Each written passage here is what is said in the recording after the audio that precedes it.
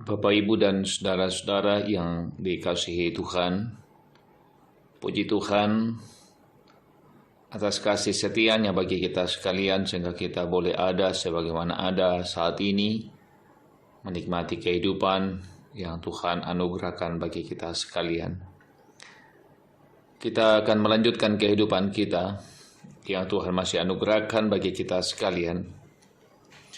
Kita akan mendengarkan kebenaran firman Tuhan dari kitab Markus pasal 10 ayat 32 sampai 34. Namun sebelum kita bersama-sama membaca dan mendengarkan kebenaran firman Tuhan, marilah berdoa. Ungkapan syukur dan terima kasih, ya Allah Tuhan kami, atas kasih dan anugerah-Mu yang boleh kami alami, kami rasakan dalam perjalanan kehidupan kami. Kami boleh ada sebagaimana di hari ini, karena anugerah dan karena kasih sayang Tuhan bagi kami sekalian. Kami akan melanjutkan kehidupan anugerah-Mu. Kami akan mendengarkan kebenaran firman-Mu. Roh Kudus tuntun kami semuanya, sehingga kebenaran firman-Mu menjadi kekuatan bagi kami. Di dalam Kristus Tuhan kami berdoa, haleluya, amin. Firman Tuhan Markus pasal 10 ayat 32 sampai 34. Pemberitahuan ketiga tentang penderitaan Yesus.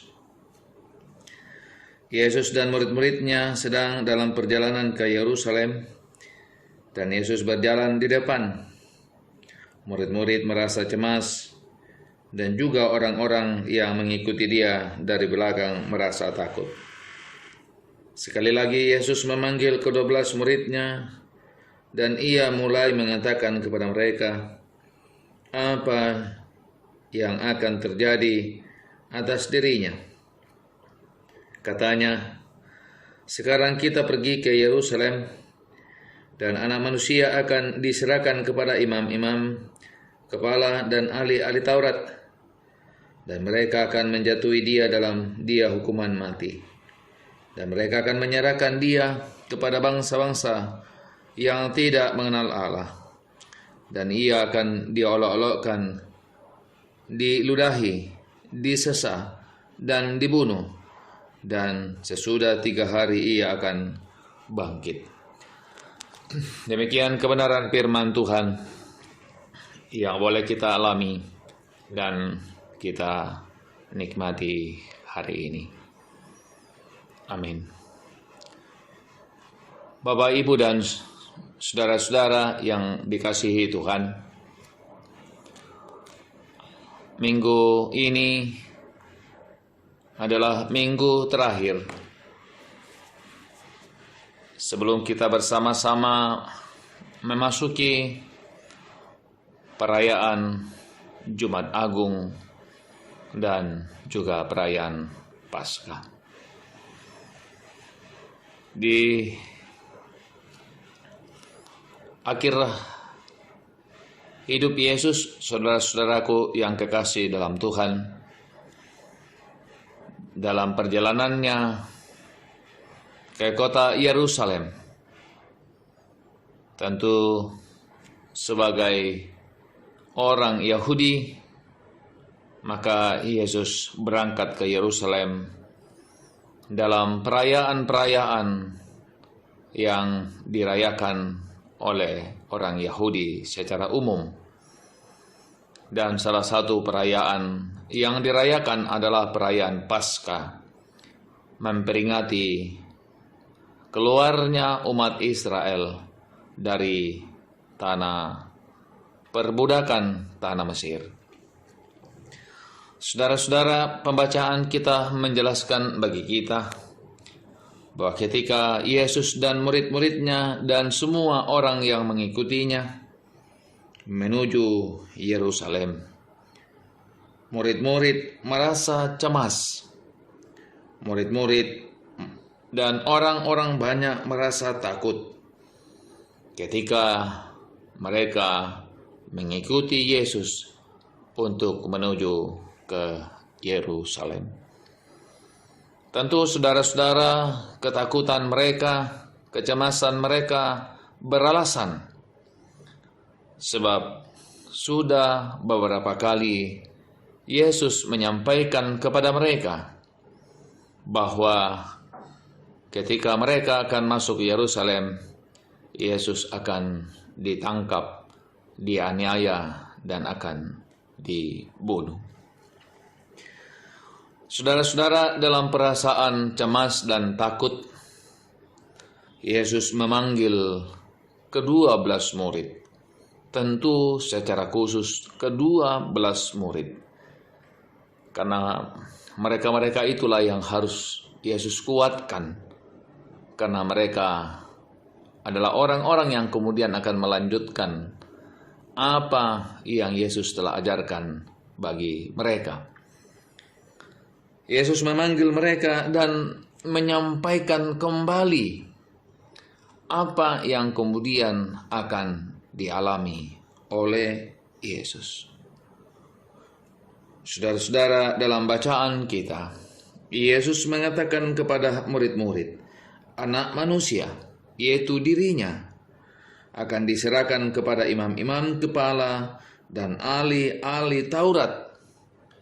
Dan di tangan imam-imam kepala dan ahli-ahli Tauratlah Yesus akan dijatuhi hukuman mati. Namun saudara-saudaraku yang salam Tuhan, bukan hanya diserahkan kepada para imam dan ahli Taurat. Yesus juga menegaskan bahwa Ia, Anak Manusia, akan diolok-olok, diludahi, disesah, dan dibunuh. Dan selanjutnya akan diserahkan kepada bangsa-bangsa yang tidak mengenal Allah.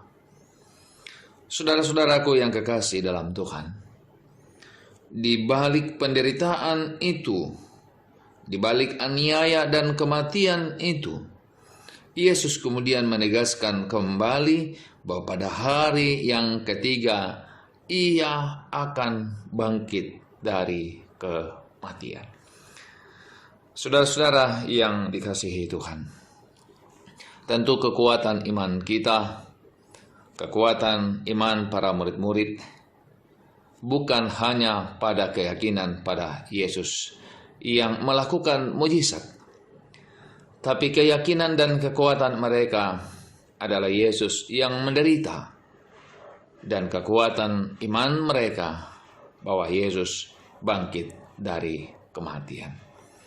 Dan karena itu saudara-saudara, menjalani kehidupan keberimanan kita sebagai orang yang percaya, seperti para murid, demikian juga kehidupan kita sekalian.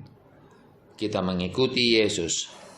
Yesus yang kita percaya adalah Yesus yang bangkit, yang telah naik ke sorga. Amin firman Tuhan.